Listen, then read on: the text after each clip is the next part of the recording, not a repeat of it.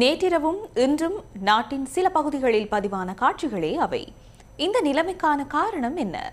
2022ஆம் ஆண்டு ராஜபக்ச நிர்வாக காலத்தினை போன்று நாட்டில் எரிபொருளுக்கு தட்டுப்பாடு ஏற்பட்டுள்ளதா? வரிசை யுகம் மீண்டும் ஏற்பட்டுள்ளதா? இந்த கேள்வியை பலரும் கேட்கின்றனர். இந்த நிலையில் நாட்டில் எரிபொருளுக்கு எவ்வித தட்டுப்பாடும் இல்லை எனவும் அதற்கு இடமளிப்பதில்லை எனவும் அரசாங்கம் இன்று அறிவித்தது. விநியோகத்தர்களுக்கு வழங்கப்படுகின்ற லாப சதவீதத்தினை அடிப்படையாக வைத்து இந்த பிரச்சினை எழுந்துள்ளது. உண்மையில் இந்த பிரச்சினை என்ன?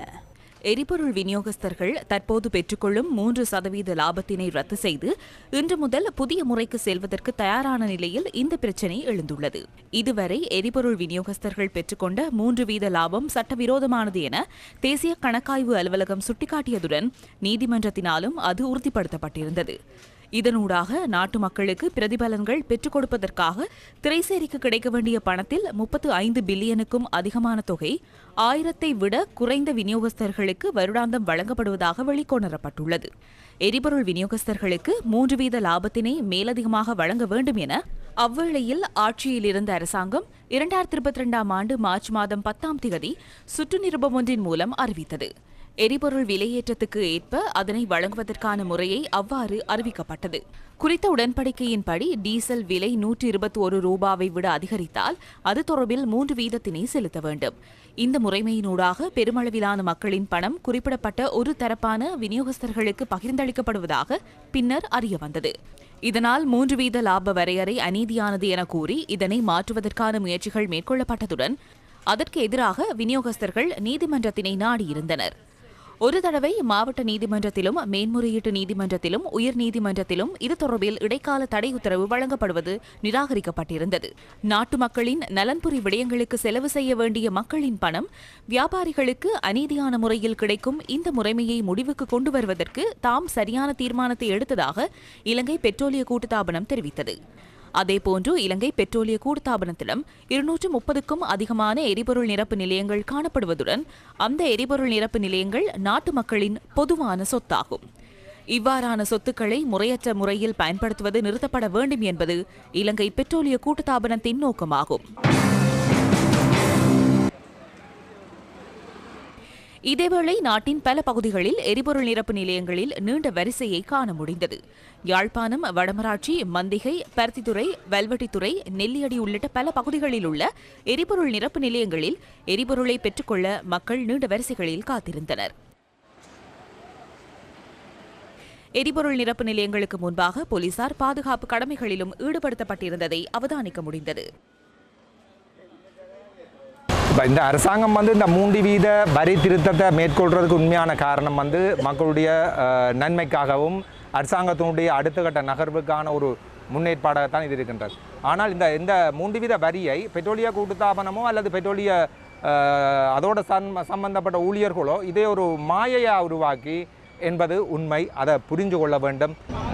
பெட்ரோல் தட்டுப்பாடுன்ற ஒரு வதந்தியில் பெட்ரோல் வேண்டுறதுக்காக அடித்து பிறண்டு நிற்கிறோம். தட்டுப்பாடு வராது. சனம் பயத்தில் பெட்ரோல் வேண்டுறதுக்கு போலியில் நிற்கிது. ஆனால் போதிய அளவு பெட்ரோல் இருக்கு.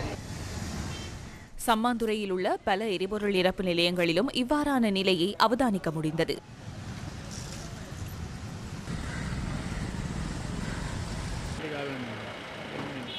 தெனியாய எரிபொருள் நிரப்பு நிலையத்துக்கு முன்பாகவும் நீண்ட வரிசையை காண முடிந்தது.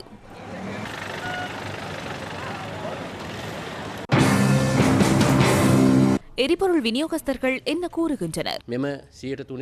விநியோகஸ்தர்கள் 3% தரகு பணத்தினை பெற்றுக் கொள்வதாக நேற்று அரசாங்கம் கூறியது. எனினும் சட்டத்தின்படியே இது தொடர்பிலான உடன்படிக்கை மேற்கொள்ளப்பட்டுள்ளது. நீதிமன்றத்திலும் இதுகுறித்து பல வழக்கு விசாரணைகள் இடம்பெறுகின்றன. இருதரப்புடன் கலந்துரையாடி இதற்கு தீர்வு ஒன்று பெற்றுத்தருமாறு நீதிமன்றமும் கூறியிருந்தது. இந்த நிலையில் ஒரு தலைபட்சமான சுற்று நிரூபம் வெளியிட்டு விநியோகஸ்தர்களுக்கு கிடைக்கின்ற 3% ரத்து செய்துள்ளனர். எனவே அந்த சுற்று நிரூபம் சட்டவிரோதமானது என்று நாம் கூறுகின்றோம். எமக்கு கிடைக்கின்ற தரகு பணம் சட்டப்பூர்வமானது.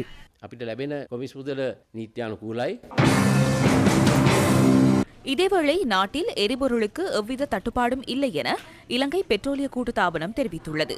எரிபொருள் கொண்டு செல்லும் செயற்பாடு வழமை போன்று இடம்பெறுவதாக அதன் தலைவர் டி.ஏ. ராஜகருணா தெரிவித்தார். ඒගොල්ලෝ කියන්නේ මේක අනීතික නෑ. அவர்கள் இது சட்டப்பூர்வமானது என்று கூறுகின்றார்கள். எனினும் அது சட்டவிரோதமானது என்று நாம் கூறுகின்றோம். 2024 ஆண்டு ஆகஸ்ட் 30 உயர்நீதிமன்றம் வழங்கிய தீர்ப்பாகும். அநீதியான முறையில் மக்களின் பணத்தினை பெற்றுக்கொண்டு 1400 விநியோகஸ்தர்கள் இந்த பணத்தினை பெற்றுக் கொண்டிருப்பதாகவும் அது அரசியலமைப்பின் 12 மற்றும் 27ஆம் சரத்துகளை மீறுவதாகவும் அதில் குறிப்பிடப்பட்டுள்ளது. இதன்படி உடனடியாக அமலுக்கு வரும் வகையில் தடை உத்தரவினை நீக்கி நீதிமன்றம் தீர்ப்பளித்தது. இந்த நீதிமன்ற தீர்ப்பினை நடைமுறைப்படுத்தாவிட்டால் அதற்கு யார் பொறுப்பு கூறுவது? நானே பொறுப்பு கூற வேண்டும். அதனாலேயே அவர்களை அழைத்து இந்த 3% நடைமுறை சாத்தியம் இல்லை என்று நாம் கூறினோம்.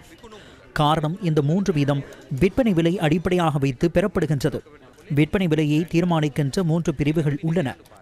ஒன்று உலக சந்தையில் எரிபொருள் விலை, மற்றையது நாணய மாற்று வீதம், அடுத்ததாக அரசாங்கம் விதிக்கும் வரி, அதேபோன்று மின்சார கட்டணம், நீர்க்கட்டணம் உள்ளிட்ட செலவுகள் காணப்படுகின்றன.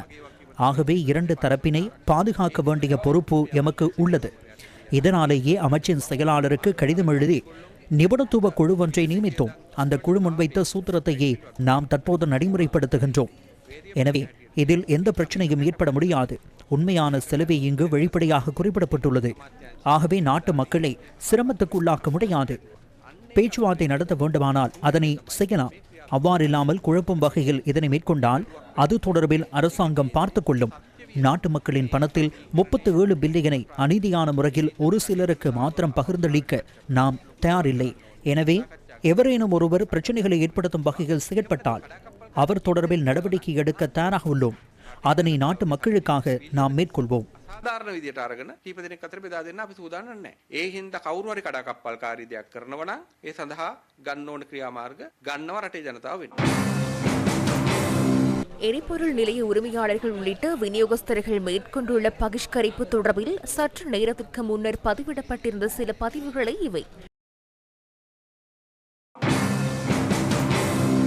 இதேவேளை நாட்டின் பல்வேறு பகுதிகளுக்குமான எரிபொருள் விநியோகம் கொல்லனாவை உள்ளிட்ட விநியோக மத்திய நிலையங்களிலிருந்து வழமை போன்று இடம்பெற்றது. கொல்லனாவை இலங்கை பெட்ரோலிய கூட்டுத்தாபன களஞ்சிய வளாகத்தில் பதிவு செய்யப்பட்ட காட்சிகளை இவை. மாத்தரை எரிபொருள் களஞ்சிய சாலையிலிருந்து வழமை போன்று எரிபொருள் விநியோகம் இடம்பெற்றது. எமக்கு சிபிசியிலிருந்து 1696 லோடுக்கான முன்பதிவு கிடைத்துள்ளது. ஐஓசியிலிருந்து 471 முன்பதிவுகளும், சினோபாக்கிலிருந்து 391, ஆரம் பார்க்கிலிருந்து 366 முன்பதிவுகளும் கிடைத்துள்ளன. கொலன்னாவையிலும் வழமை போன்ற 140 முன்பதிவுகளுடன் எரிபொருள் விநியோகம் உரிய முறையில் இடம்பெறுகின்றது. எனவே நாட்டு மக்கள் குழப்பமடைய வேண்டியதில்லை. விநியோகஸ்தர்களுக்கு வழங்க வேண்டிய லாப சதவீதம் தொடர்பில் நீதிமன்றம் வழங்கிய தீர்ப்பினை நடைமுறைப்படுத்தும் பொறுப்பு அரசாங்கத்துக்கு இருப்பதாக சபை முதல்வர் அமைச்சர் பிமல் ரத்நாயக்க இன்று சபையில் தெரிவித்தார்.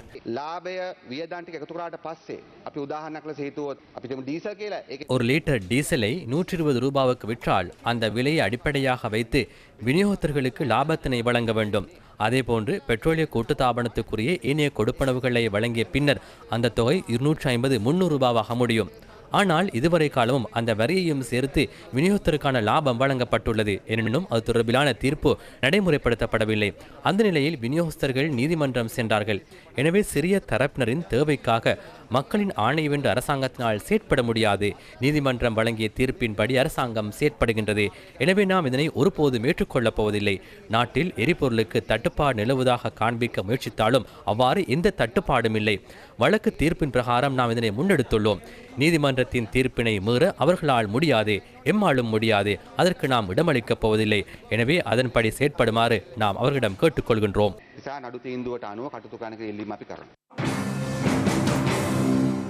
இதேவேளை ஜனநாயக தேசிய கூட்டமைப்பினர் இன்று ஊடக சந்திப்பினை ஏற்பாடு செய்து இது தொடர்பில் கருத்து தெரிவித்தனர்.